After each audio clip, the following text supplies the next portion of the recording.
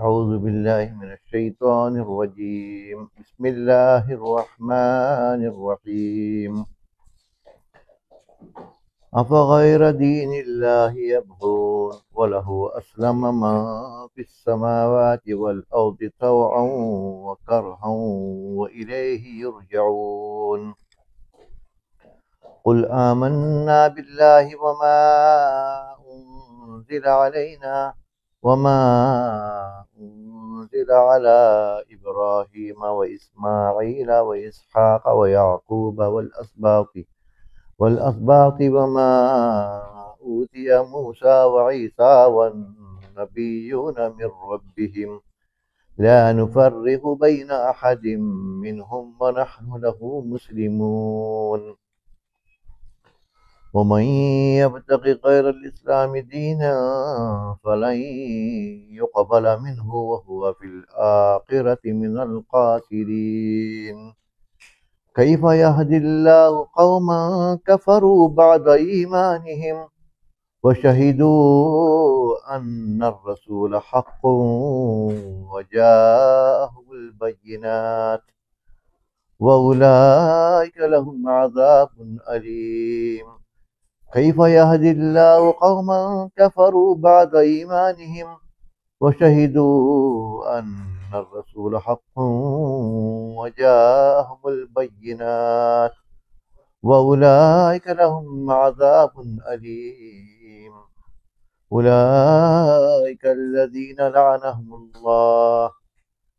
كيف يهدي الله قوما كفروا بعد إيمانهم وشهدوا أن الرسول حق وجاءهم البينات وأولئك هم الظالمون.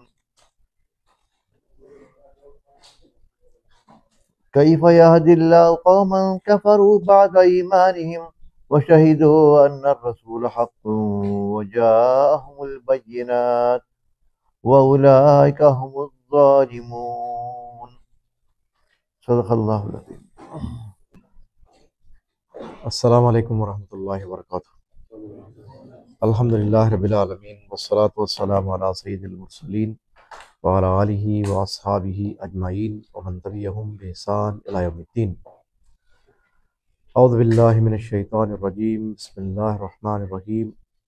والضحى والليل إذا سجى ما ودعك ربك وما قلى وللآخرة خير لك من الأولى ولسوف يؤتيك ربك فترضى ألم يجدك يتيما فآوى ووجدك ضالا فهدى ووجدك عائلا فأغنى فأما اليتيم فلا تقهر وأما السائل فلا تنهر وأما بنعمة ربك فحدث. ప్రేమైన సోదరులారా,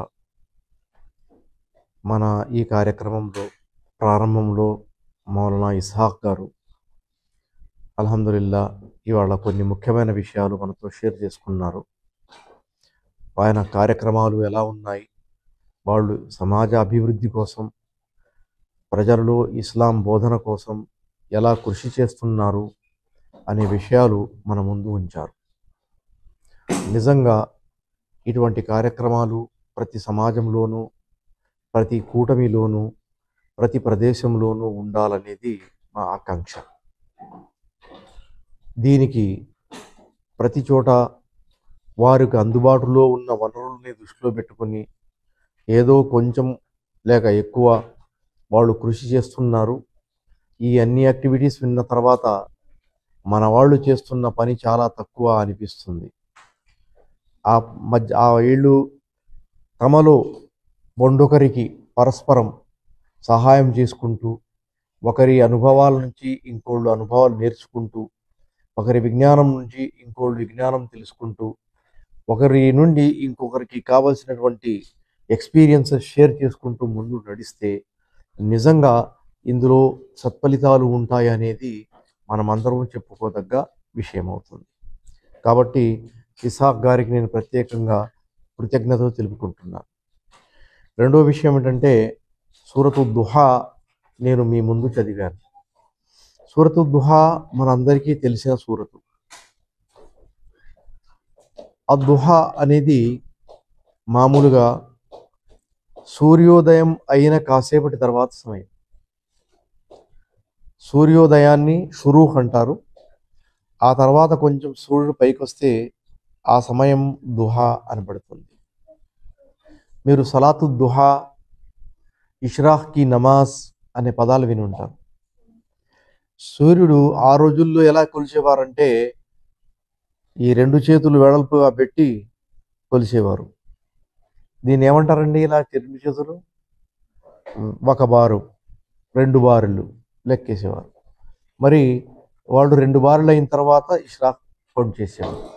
ఇప్పుడు మనకైతే టైం ప్రకారం అంటే ఇక్కడ ఈద్ సలాత్ ఏది ఆచరిస్తున్నామో ఆ సమయం సూర్యోదయం తర్వాత 15 నిమిషాలకి ఈద్ సలాత్ ఆచరిస్తారు. 15 నిమిషాలు.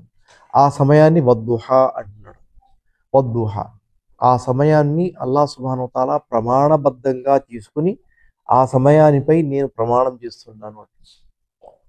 వల్లైలి ఇజా సజా రాత్రి చీకటి అలుముకున్న తర్వాత, అంటే పొద్దున సూర్యుడు ఉదయించిన తర్వాత దుహా సమయం ఎలా వస్తుందో సూర్యుడు అస్తమించిన తర్వాత ఈ సమయం వస్తుంది.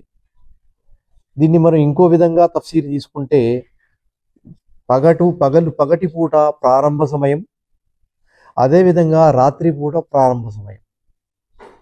ఈ 2 సమయాలపై నేను ఒట్టుపెట్టి చెప్తున్నాను అన్నట్టు అర్థం.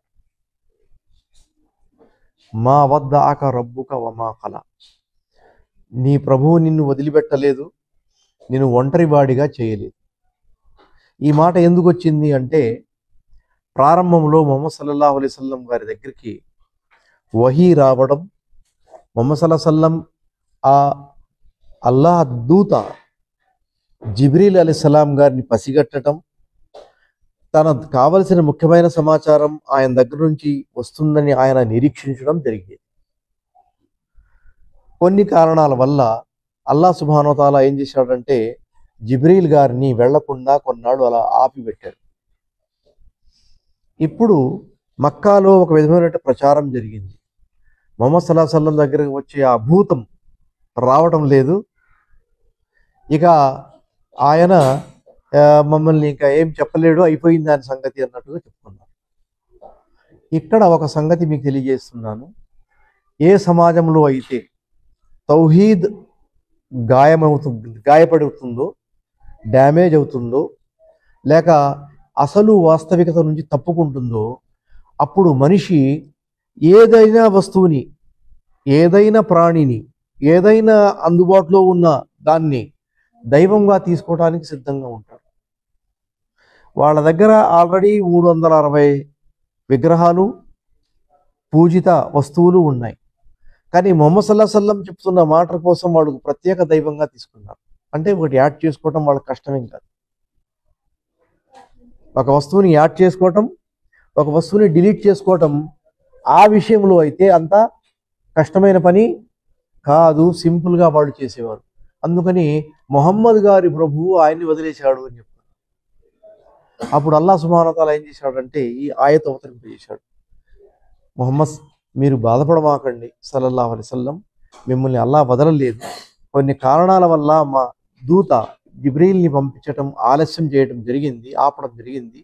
దానివల్ల మీలో ఇంకా జిబ్రీల్ నా దగ్గర రావాలి, జిబ్రీల్ కొత్త సందేశం తీసుకురావాలి, జిబ్రీల్ తీసుకొచ్చే సందేశం నేను జనాలకు చేరవేయాలి అనే ఒక విధమైనటువంటి ఇంట్రెస్ట్, ప్రేమ, ఆత్రత పుట్టించాలని జరిగింది. అందుకని మీరు వర్రీగా అవసరం లేదు అనే ఒక బాధన చెప్పడం జరిగింది. ముహమ్మద్ సల్లల్లాహు అలైహి వసల్లంకి శాంతన ఇవ్వడం జరిగింది. మా వద్దాక రబ్బుక వమా ఖలా వలల్ ఆఖిరతు ఖైరుల్ లక మినల్ ఊలా.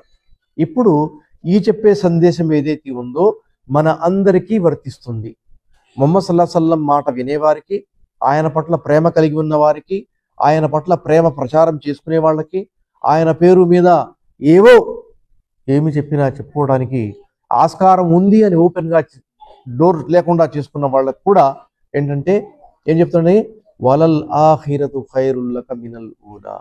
ఈ ప్రపంచం, అల్ ఊలా అంటే ఈ ప్రపంచం ఏదైతే మనం బ్రతుకుతున్నామో అది, ఇందులో ఉన్న అన్ని విధాల సరంజామా, డబ్బు కానీ, ఆస్తి కానీ, ధనం కానీ, బంధుత్వాలు కానీ, కుటుంబ గౌరవ మర్యాదలు కానీ, ఏ సెక్షన్లో తీసుకున్న ప్రపంచానికి సంబంధించింది ఈ ఊలా ఇందులో. కానీ దీనికంటే ఆఖిరత్ అది గొప్పది. వలల్ ఆఖిరతు ఖైరుల్ లక మినల్ ఊలా. ఈ విషయాన్ని మనం గుర్తుంచుకోవాలి. మనం నిజంగా ముస్లింలు కదా, అందుకని మన ప్రయారిటీ, ప్రాధాన్యత దేనికి ఉండాలి? ఆఖిరత్కు ఉండాలి. అది లేనప్పుడు ఈ ప్రాపంచిక వస్తువులు ఏం చేస్తాయంటే మమ్మల్ని కబళించుకుపోతాయి. ఉదాహరణకి మనం ఫజర్ సమయంలో బెడ్ పై పడి ఉంటాం, హయాల సలా హయాల ఫలా వస్తుంది. అది కాసేపు రిలాక్స్ తీసుకుందాం, రాత్రి కాస్త ఆలస్యంగా పడుకున్నాను కదా అని మళ్ళీ కొంచెం ఒక టర్న్ తీసుకుని పడుకున్నాం అనుకోండి, అప్పుడు మనం మేలుకునేటప్పుడు ఆల్రెడీ ఫజర్ సూర్యోదయం అయిపోయి ఉంటుంది. జస్ట్ అరే అజాన్ అయిపోయింది వెళ్ళిపోవాలి నేను అనే ఆలోచనతో మనిషి బయలుదేరి అనుకోండి, అతను లక్కీ ఫెలో, అదృష్టవంతుడు, అతను విజయం పొందినవాడు, అతను అల్లాహ్ పట్ల ప్రేమ, ప్రవక్త పట్ల ప్రేమ ప్రాక్టికల్లీ చూపించినవాడు. వలల్ ఆఖిరతు ఖైరుల్ లక మినల్ ఊలా. ఈ ఎగ్జాంపుల్ పూర్తిగా నేను వివరించలేకపోయినా మీకు ఒక విషయం అర్థమవుతుంది. వలల్ ఆఖిర్, అక్కడి నుంచి అల్లాహ్ సుబ్హానహు వ తఆలా తన ప్రవక్త దగ్గర నుంచి కొన్ని విషయాల పట్ల ప్రత్యేకమైనటువంటి అటెన్షన్ కోరుకున్నాడు. చూడండి అల్లాహ్ ఏమంటున్నాడు, అలం యజిద్క యతీమన్ ఫఆవా.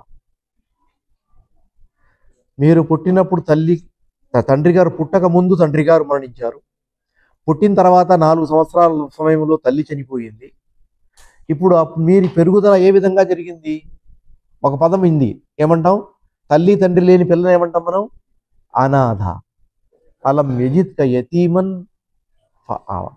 అనాథ అంటే నాథుడు లేనివాడు, అంటే ధనపరంగా, సామాజిక పరంగా ఒక బిడ్డకు సపోర్ట్ ఏదైతే కావాలో ఆ సపోర్ట్ లేనివాడు.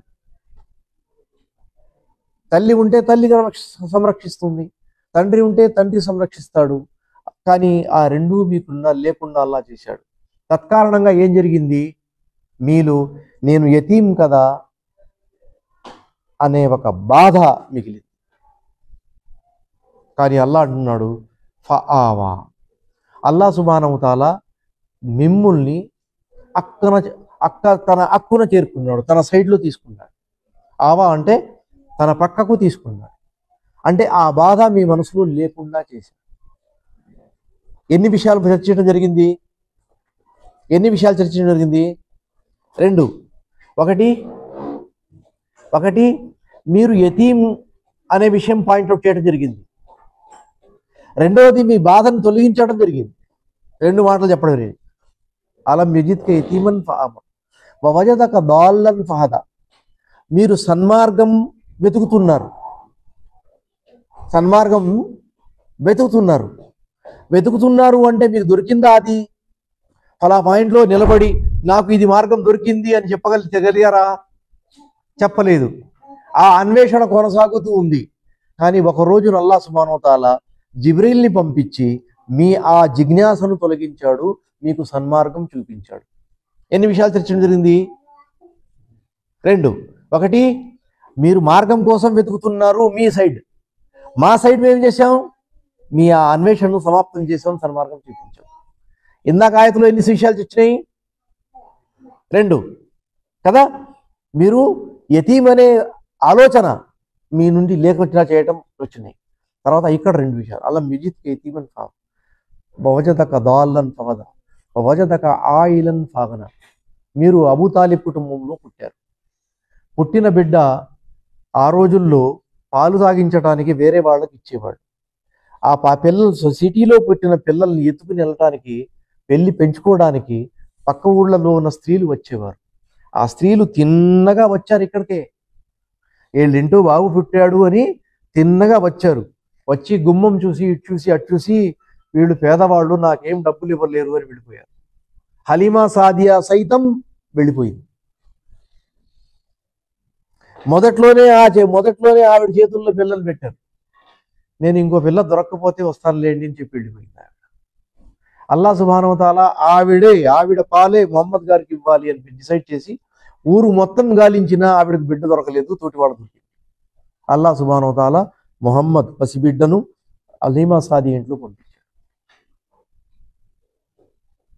కదా. అంటే పేదరికం వల్ల ఆవిడ తీసుకోలే. బిడ్డ అందంగా లేడు, అగ్లిగా ఉన్నాడు, నేను తీసుకోను అల్లా, పేదరికం వల్ల తీసుకో. కానీ అల్లా సుబ్హానహు వ తఆలా ఒక స్టేజ్లో ఏం చేశాడంటే ప్రవక్త ముహమ్మద్ సల్లల్లాహు అలైహి వసల్లం దగ్గర ధనం ప్రవాహంగా వస్తూ పడుతుంది, కానీ ఆయనలో చిన్న భాగం కూడా ఆయన వాడుకోవటం లేదు. ఎందుకంటే ధనం అంటే ఏమిటో తెలిసిన వ్యక్తికి ఆ ధనం వాల్యూ ఉండదు. ఆ ధనాన్ని ధన పద్ధతిలోనే ఖర్చు చేయాలి, దానికి అనుగుణంగా ఉన్న లక్షణాలలోనే ఉంచాలి. అలాంటి వ్యక్తులే గొప్పవాళ్ళు అవుతారు. ధనాన్ని జేబులో పెట్టుకోవాలి, బ్యాంకులో పెట్టుకోవాలి, దాన్ని సంరక్షించాలి, రాత్రింబవళ్ళు నిద్ర లేకుండా సైతం నేను కాపాడుతూ ఉండాలి నేను అనుకుంటే నీ ఆరోగ్యం పోతుందే కానీ ఆ డబ్బులు పిల్లలు పెట్టదు కదా. ఇక్కడ అలా అన్నాడు, అలం యజిద్క యతీమన్ ఫఆవ వవజదక దాల్లన్ ఫహదా వవజదక ఆయిలన్ ఫాగ్నా. ఇప్పుడు 3 విధాలుగా మిమ్మల్ని అల్లా సుబ్హానహు వ తఆలా గమనించాడు, 3 విధాలుగాను సెపరేట్ సహాయం చేశాడు, ప్రతిదానికి సహాయం చేశాడు చెప్పుకున్నా కదా. అది ఇప్పుడు అల్లా కోరుకునేది ఏంటంటే మీకు ఫేవర్ మా తరఫున వచ్చింది కదా, అంతేగా, మీకు సన్మార్గం దొరికింది, మేము అల్లా తాలా ఐశ్వర్యవంతుడిని చేశాడు, మీకు సమాజంలో పలుకుబడి వచ్చేసింది. ఇప్పుడు మీరేం చేయాలంటే ఓకే, వఅమ్మల్ యతీమ ఫలా తఖహర్, మీరు యతీంగా ఉన్నారు కాబట్టి మీకు మర్యాద, ఔన్నత్యం, ఘనత, సమాజంలో పలుకుబడి, మాట, విలువ పెరిగినాయి కదా. ఇప్పుడు మీ ముందు ఇంకో యతీం రావచ్చు. సమాజంలో ఎంతోమంది యతీములు ఉంటారు. అటువంటి వ్యక్తి మీ దగ్గరకు వస్తే మీరు అతన్ని ఆదరించాలి. అలా ఆదరించినప్పుడే మీతో జరిగిన మేలుకి మీరు కృతజ్ఞత చెప్పినట్లు అవుతుంది. ఈ పాయింట్ నోట్ చేసుకోండి మీరు కదా. మీరు మీపై జరిగిన భారాన్ని, కష్టాన్ని, బాధని, ఇక్కట్లను, సమస్యలను కదా, అగచాట్లను ఆ కుర్రవాడు ఏది వచ్చాడు సహాయం కోసం అతనికి కూడా అవి ఉంటాయి. అతను మీ దగ్గరకు వచ్చాడు కాబట్టి మీరు మీ గతాన్ని గుర్తు చేసుకుని అతనిపై మేలు చేయాలి, అతనికి సహాయం చేయాలి, అతనికి కష్టపెట్టకూడదు. మీ వల్ల అయినది ఏదన్నా అతను పెట్టి పంపించాలి. అందుకని ప్రవక్త గారు ఏం చెప్పారంటే అనా వ కాఫిలుల్ యతీం ఫిల్ జన్నా వాషార బియదిహి హకదా. నేను ఒక యతీం బిడ్డను కఫాలత్ తీసుకున్నవాడు, కఫాలత్ తీసుకుంటే ఏమంటాం మనం, దత్తత తీసుకోవటం, దత్తత తీసుకున్న వాడికి స్వర్గంలో ఈ విధంగా ఉంటాం, అతనికి నాకు మధ్యలో ఏమీ ఉండదు, మేమందరం దగ్గరగా సమీపంలో ఉంటాం అని చెప్తారు. 5 పూటలు నమాజ్ చేసేవాడు నాతో ఇలా ఉంటాడని చెప్పలా, జిహాదులో వెళ్ళినాడు నాతో బట్టి ఇలా ఉంటాడు అని చెప్పలా, ప్రతి సంవత్సరం హజ్ చేసేవాడు నాతో ఇలా ఉంటాడు అని చేయాల. యతీం ఒక్కడిని, ఇద్దరిని, ముగ్గురిని ఎవరైతే సంరక్షిస్తుంటారో, దత్తత తీసుకుంటారో ఇలా ఉంటారు. చూసారా, ఆ మాటకు ప్రభావం ఇక్కడ మనకు కనబడుతుంది. వమ్మల్ యతీమ ఫలా తఖర్ వఅమ్మ సాయిల ఫలా తన్హర్. సాయిలను అడుక్కునే పడుస్తాడు. కొంతమంది ఈదరించుకుంటారు, కొంతమంది చీదరించుకుంటారు, కొంతమంది తిట్టిపోస్తుంటారు, కొంతమంది ఎదుటి వాళ్ళలో ఉన్నట్టు 92 లోపాలను బయట తీసుకుంటారు, లేకపోతే అనేక విధాలుగా చూసి ఏ విధంగా తిట్టి పంపిస్తే మళ్ళీ రాకుండా ఉంటాడు ఈ యాంగిల్స్ ఆలోచిస్తుంటారు. అవన్నీ అవసరం లేదు. అతను అడుగుతున్నాడు అంటే అవసరం ఉంది, అవసరగ్రస్తుడు. వమ్మ సాయిల ఫలా తఖర్, అతనిపై దౌర్జన్యానికి విడగొట్టు. చివరిగా ఒక మంచి మాట మన అందరి కోసం చెప్పడం జరిగింది. అది ముహమ్మద్ సల్లల్లాహు అలైహి వసల్లం కోసం చెప్పడం జరిగింది, మన అందరికీ పనిపిస్తుంది. ఏం చెప్పడం జరిగింది? వఅమ్మా బినిఅమతి రబ్బిక ఫహద్దిస్. అల్లాహ్ సుబ్హానహు వ తఆలా యొక్క నేమ అంటే అనుగ్రహం, ఫేవర్, అల్లాహ్ తరపు నుంచి మీకు దొరికిన ప్రతి వస్తువు. వైన్ తవుద్దు నేమతల్లాహి లా తుసుహా. అల్లాహ్ సుబ్హానహు వ తఆలా యొక్క అనుగ్రహాలు మనపై ఎన్ని ఉన్నాయని మనం లెక్కేద్దామని ఒక రోజు రాసుకుంటూ కూర్చుంటే రాయలేం. ఒక రోజున మీరు కూర్చుని ఒక పేపర్ తీసుకుని నాకు ఉర్దూ అక్షరాలు, ఉర్దూ పదాలు ఎన్ని వచ్చు, అలీఫ్తో ఎన్ని పదాలు వచ్చు, బాతో ఎన్ని పదాలు వచ్చు, జీమ్తో ఎన్ని పదాలు వచ్చు అని రాసుకుంటే మీకు లిస్ట్ తయారవుతుంది. కానీ అల్లాహ్ సుబ్హానహు వ తఆలా నేమతులు రాసుకుంటూ కూర్చుంటే ఎన్ని వస్తాయి? అది మేము టెస్ట్ చేయాలి మనందరం కలిసి. అలా అల్లాహ్ సుబ్హానహు వ తఆలా అనుగ్రహం మీపై వచ్చినప్పుడు దాన్ని తహదీస్ నేమ, ఇది అల్లాహ్ సుబ్హానహు వ తఆలా నాకు ప్రసాదించాడని జనాలకు తెలియపరచండి. ఇది అల్లాహ్ అనుగ్రహం అని వాళ్ళకి తెలియజేయండి. ఈ అల్లాహ్ ప్రసాదితమని తెలియపరచండి. ఇది అల్లాహ్ సుబ్హానహు వ తఆలా నాకు ఇచ్చినటువంటి వరం అని చెప్పండి. నేను దీనికి కృతజ్ఞతగా ముడిపడి ఉన్నాను, లేకపోతే అల్లాహ్ ముందు సాష్టాంగం చేస్తున్నాను అని చెప్పండి. నేమతి రబ్బిక ఫహద్దీస్. అటువంటప్పుడు మనం నేర్చుకున్న చదువు, సంస్కారం, మన దగ్గర ఉన్న సంపద, మన క్యారెక్టర్, మన స్కిల్, అదేవిధంగా మన సమాజంలో మనకు అండదండలు, అదేవిధంగా అనేక వస్తువులు మన చుట్టుముట్టు ఉన్నాయి. ఇవన్నీ అనుగ్రహాలే. మరి ఈ అనుగ్రహాలకి మనం కృతజ్ఞతాపూర్వకంగా అల్లాహ్ సుబ్హానహు వ తఆలాతో డీల్ చేయాలి, ఇంటరాక్ట్ అవ్వాలి. ఆయన చెప్పిన ఆదేశాలకు మనం ఏం చేయాలి? కృతజ్ఞత తెలపాలి. ఆయన ఇచ్చినటువంటి అనుగ్రహాలకు కృతజ్ఞత తెలియజేయాలి. అటువంటప్పుడు కృతజ్ఞతకి ఏమిటి మార్గం? ఓకే, దాన్ని అల్లాహ్ సుబ్హానహు వ తఆలా చెప్పంటే ఏమలు ఆల దావూద శుక్రా. అల్లాహ్ సుబ్హానహు వ తఆలా చెప్పంటే మీరు అల్లాహ్ సుబ్హానహు వ తఆలాకు కృతజ్ఞత చెప్పండి, కానీ నోటితో సుబ్హానల్లా, నోటితో అల్హమ్దులిల్లా, నోటితో అల్లాహు అక్బర్ ఆ పూటకు చెప్పి తప్పించుకోవద్దు. మీ ఆచరణ ద్వారా ఆ కృతజ్ఞత పూర్తవ్వాలి. ఇప్పుడు ముహమ్మద్ సల్లల్లాహు అలైహి వసల్లం ఆచరణ ద్వారా చెప్పాడు కదా, యతీంతో ఏ విధంగా డీల్ చెప్పాడు, ఆచరణతో చేయాలని చెప్పాడు కదా. అడిగేవాడితో ప్రశ్నించేవాడిని ఏ విధంగా అండర్స్టాండ్ చేయాలి అని ఆచరణపూర్వంగా చెప్పడం జరిగింది కదా. అదేవిధంగా అల్లాహ్ సుబ్హానహు వ తఆలా నేమతుపై తహదీస్ నేమ ఏ విధంగా ఉండాలని చెప్పడం జరిగింది కదా. అటువంటప్పుడు ఏంటంటే మానవుడు అల్లాహ్ తనకు ప్రసాదించే అనుగ్రహాలని కొంత కార్యాచరణ రూపంలో చూపించాలి. నమాజ్ ఆచరణ అనేది కార్యాచరణలో భాగం. సమయానికి జకాత్ చెల్లించడం అనేది కార్యాచరణలో భాగం. రమదాన్ నెల రాగానే ఉపవాసం పాటించడం అనేది కార్యాచరణలో భాగం.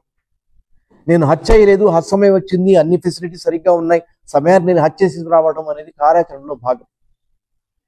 ఆ తర్వాత తన సమాజంలో తన చుట్టుపక్కల ఉన్నవాళ్ళు ప్రత్యేకంగా నాకు తెలిసిన విజ్ఞానాన్ని, నా దగ్గర ఉన్నటువంటి ధనాన్ని, నా దగ్గర ఉన్నటువంటి సమయాన్ని, నా దగ్గర ఉన్నటువంటి విజ్ఞాన విశిష్టతను నేను ఏ విధంగా చేయాలంటే వాళ్ళతో షేర్ చేసుకోవాలి, పంచుకోవాలి. తోటి వాళ్ళను కూడా ఇటువైపు వచ్చేటట్లు చేయాలి. ఎందుకంటే మనలో చాలామంది అజ్ఞానులు ఉంటారు, చాలామంది ప్రాపంచిక వ్యామోహంలో పడి ఉంటారు, చాలామంది ఏమంటాం మనం గఫలత్ అంటే అలసత్వంలో ఉంటారు, అంటే మైమరుపులో